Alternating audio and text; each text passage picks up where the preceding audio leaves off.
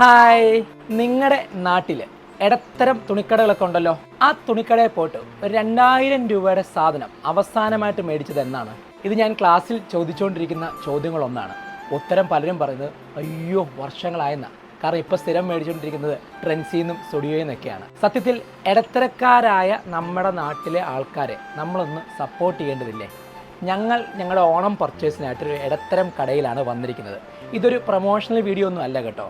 ഇത്തരത്തിലുള്ള ഇടത്തരക്കാരെ നമ്മൾ സപ്പോർട്ട് ചെയ്യുന്നതിൻ്റെ പ്രാധാന്യം, ഒരു പക്ഷേ അത് സപ്പോർട്ട് ചെയ്തില്ലെങ്കിൽ നാളെ അവരൊക്കെ ബിസിനസ് നിർത്താനും അതിൽ പലരും തന്നെ ആത്മഹത്യയിലേക്ക് പോകുവാനുള്ള സാധ്യതകൾ മുൻകൂട്ടി കണ്ടുകൊണ്ട് തന്നെയാണ് ഈ ഒരു ആശയം ഞങ്ങൾ നിങ്ങളിലേക്ക് പങ്കുവെക്കുന്നത്. നിങ്ങൾ ഈ ഇടത്തരം കടകളൊന്ന് കയറി നോക്കിക്കേ. കഴിഞ്ഞ കുറച്ച് നാളായിട്ട് കച്ചവടമൊന്നും ഇല്ലാതെ ശരിക്കും സ്ട്രഗിൾ ചെയ്യുന്ന ഒരുപാട് പേരുണ്ട്. അവിടെ ഒരു വ്യത്യസ്തമായ മെസ്സേജ് നൽകുന്ന ഒരു സ്ഥാപനം കൂടിയാണ് ഇത്. ഞങ്ങൾ വന്നിരിക്കുന്നത് നെടുമുടിയിലുള്ള അരുൺ ഫാബ്രിക്സ് എന്ന് പറഞ്ഞ സ്ഥാപനത്തിലാണ്. പുതുപ്പള്ളി കിടക്കുന്ന ഞങ്ങൾ ഇവിടെ എന്തിനു വന്നു?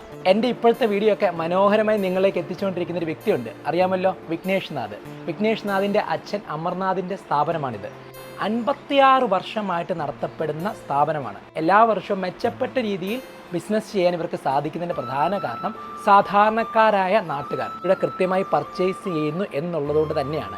ഓണത്തിന് വലിയ തോതിലുള്ള പർച്ചേസൊക്കെ നമുക്ക് സ്റ്റുഡിയോയിലും ട്രെൻഡ്സിലൊക്കെ പോയി ചെയ്യാം. ആ ചെയ്യുന്നതിനോടൊപ്പം ഒരു ഭാഗം നമ്മുടെ നാട്ടിലുള്ള ഇത്തരം കച്ചവടക്കാർക്ക് നമ്മൾ കൊടുക്കുന്നത് നല്ലതല്ലേ? അവിടെ ലാഭമൊക്കെ നോക്കി നിൽക്കാതെ അതിൽ നല്ല ക്വാളിറ്റിയുള്ള സാധനങ്ങളൊക്കെ കച്ചവടം ചെയ്യുന്ന ഒത്തിരി പേരുണ്ടല്ലോ. അവരെ ഒന്ന് സപ്പോർട്ട് ചെയ്യാനായിട്ട് നമുക്കൊന്ന് മുമ്പോട്ട് വന്നുകൂടെ? നാളെ അവർക്ക് വരുമാനമില്ലാതെ ആരോഗ്യ പ്രശ്നങ്ങൾ വരുമ്പോൾ അവിടെ പോയി ചാരിറ്റി കൊടുക്കുന്നതിനേക്കാൾ നല്ലത് ഇന്ന് ജോലി ചെയ്യുന്ന ആൾക്കാർക്ക്, കച്ചവടം നടത്തുന്ന ആൾക്കാർക്ക് കൃത്യമായ വരുമാനം എത്തിക്കാനുള്ള ഓപ്ഷൻ നൽകുക എന്നുള്ളതാണ്. പരസ്പരം കൈകോർത്ത് ഈ ഓണം നമുക്ക് ആഘോഷിക്കാനായിട്ട് സാധിക്കും. എനിക്ക് പറ്റുമ്പോഴൊക്കെ ഞാൻ ഇവിടെ വന്ന് പർച്ചേസ് ചെയ്യാറുണ്ട്. ഈ ഷർട്ടൊക്കെ ഇവിടുന്ന് തന്നെ പർച്ചേസ് ചെയ്താണ്. അപ്പോൾ അരുൺ ഫാബ്രിക്സിന്റെ വിശേഷങ്ങൾ വിഘ്നേഷ് നിങ്ങൾക്ക് പങ്കുവച്ചിരുന്നതാണ്. സാർ പറഞ്ഞ സത്യമാണ്.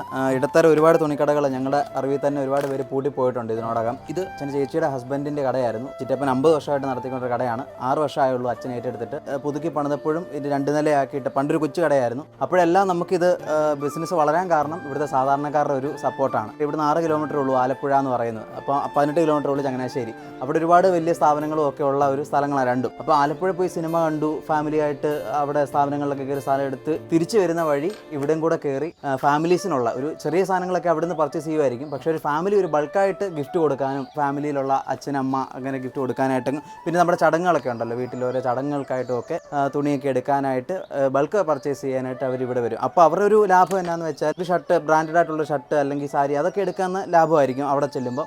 പക്ഷേ ബൾക്കായിട്ട് എല്ലാവർക്കും ഗിഫ്റ്റ് കൊടുക്കാൻ, ഇപ്പോൾ ഓണമാണ് വരുന്നത്, ഓണത്തിനപ്പം വീട്ടിൽ ജോലി ചെയ്യുന്നവർക്ക് സന്തോഷത്തിനായിട്ട് സാധനം കൊടുക്കാനായിട്ട്. അപ്പോൾ അങ്ങനെയൊക്കെ ഒരുപാട് വലിയ പർച്ചേസ് ചെയ്യുമ്പം അവിടെ ചിലപ്പോൾ പറ്റില്ലായിരിക്കും, കാരണം ഒരു വലിയ ബഡ്ജറ്റിലോട്ട് പോകും. പക്ഷേ ഇവിടെയെന്ന് പറഞ്ഞു കഴിഞ്ഞാൽ ഇപ്പോൾ നമുക്കിവിടെ ലേഡീസിനുള്ളതുണ്ട്, കിഡ്സ് ഉണ്ട്, ജെൻസ് സ്റ്റോർ ഉണ്ട്, യൂത്തിനുള്ളതുണ്ട്. അപ്പോൾ ഇവിടുന്ന് എല്ലാവർക്കും ഉള്ള ഒരു രീതിയിൽ എടുത്തു കഴിഞ്ഞാൽ വലിയ ബഡ്ജറ്റ് ഇല്ലാത്ത രീതിയിൽ ഫുൾ ഹാപ്പി ആയിട്ട് പോകാം. അപ്പോൾ അങ്ങനെ ഒരു സാധാരണക്കാർ വന്ന് തന്നെയാണ് ഇപ്പോൾ 56 വർഷമായിട്ട് ഇവിടെ സപ്പോർട്ടായിട്ട് നിൽക്കുന്നത്. അപ്പോൾ ഇവിടെ ബ്രാൻഡഡ് ആയിട്ടുള്ള ഐറ്റംസ് ബ്രാൻഡഡ് ഉണ്ട്. ബ്രാൻഡഡ് വേണ്ടവർക്ക് ബ്രാൻഡഡ് നമ്മൾ കൊടുക്കുന്നുണ്ട്. അല്ലാതെ കൂടുതലും പോകുന്നത് സാർ നോക്കി തന്നെ സാധാരണക്കാർക്ക് യൂസ് ചെയ്യാൻ പറ്റുന്നത്. എന്നാൽ സാർ ഇട്ടേക്കുന്ന ഷർട്ട് കണ്ടാൽ മോശമായിട്ട് നമുക്ക് തോന്നുന്നില്ല. അതിൻ്റെ വില എന്നാണ് സാറിന് അറിയാം. ബ്രാൻഡഡ് ആണെന്ന് തോന്നിക്കുന്ന രീതിയിലുള്ള സാധനങ്ങൾ.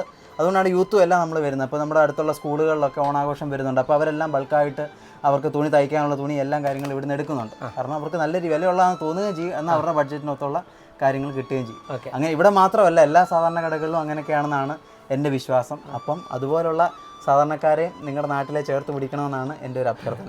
അരുൺ ഫാബ്രിക്സ് ഒരു വലിയൊരു മെസ്സേജ് തന്നെ നൽകുന്നത് കേട്ടോ. ഈ ഇടത്തരക്കാർ വലിയ കമ്പനികളായിട്ട് കോമ്പീറ്റ് ചെയ്യാനൊന്നും പറ്റില്ല. പക്ഷേ ഈ രീതിയിൽ അത് ചിന്തിച്ച് പോവുകയാണെങ്കിൽ ഇങ്ങനൊരു മാറ്റം സൃഷ്ടിക്കാനായിട്ട് സാധിക്കും.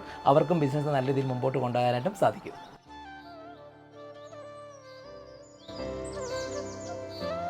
ഞങ്ങളുടെ ഷോപ്പിംഗ് എല്ലാം കഴിഞ്ഞു. ബഡ്ജറ്റ് ഫ്രണ്ട്ലി ആയിട്ട് കുട്ടികൾക്കും മുതിർന്നവർക്കും യങ്സ്റ്റേഴ്സിനും ഒക്കെ ആവശ്യമുള്ള അത്യാവശ്യം നല്ല കളക്ഷൻസ് തന്നെ ഇവിടെയുണ്ട്. ഇതുപോലെ സാധ്യമാകുന്ന രീതിയിൽ ഇടത്തരം കച്ചവടക്കാരെ പ്രോത്സാഹിപ്പിക്കുക.